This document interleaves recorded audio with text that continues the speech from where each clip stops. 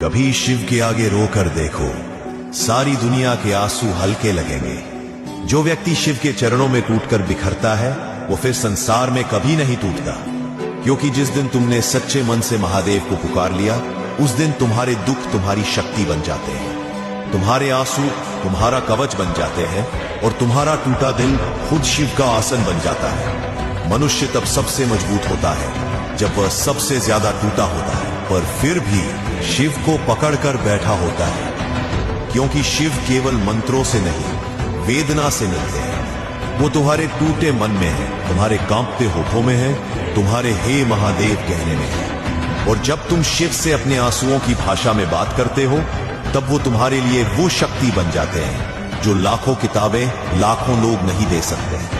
जो शिव के सामने झुकता है वो दुनिया में किसी के आगे नहीं झुकता, क्योंकि उसके भीतर महाकाल बसते हैं। तो अब याद रखना, जिसने शिव को अपना दुख बताया वो कभी हार नहीं सकता।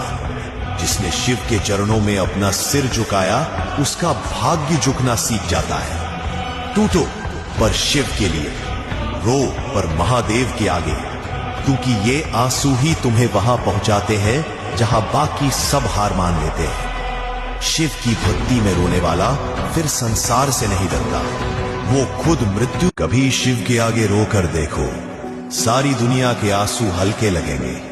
जो व्यक्ति शिव के चरणों में टूटकर बिखरता है वो फिर संसार में कभी नहीं टूटता, क्योंकि जिस दिन तुमने सच्चे मन से महादेव को पुकार लिया उस दिन तुम्हारे दुख तुम्हारी शक्ति बन जाते हैं, तुम्हारे आंसू तुम्हारा कवच बन जाते हैं और तुम्हारा टूटा दिल खुद शिव का आसन बन जाता है। मनुष्य तब सबसे मजबूत होता है जब वह सबसे ज्यादा टूटा होता है, पर फिर भी शिव को पकड़कर बैठा होता है, क्योंकि शिव केवल मंत्रों से नहीं वेदना से मिलते हैं। वो तुम्हारे टूटे मन में है, तुम्हारे कांपते होठों में है, तुम्हारे हे महादेव कहने में है। और जब तुम शिव से अपने आंसुओं की भाषा में बात करते हो तब वो तुम्हारे लिए वो शक्ति बन जाते हैं जो लाखों किताबें लाखों लोग नहीं दे सकते।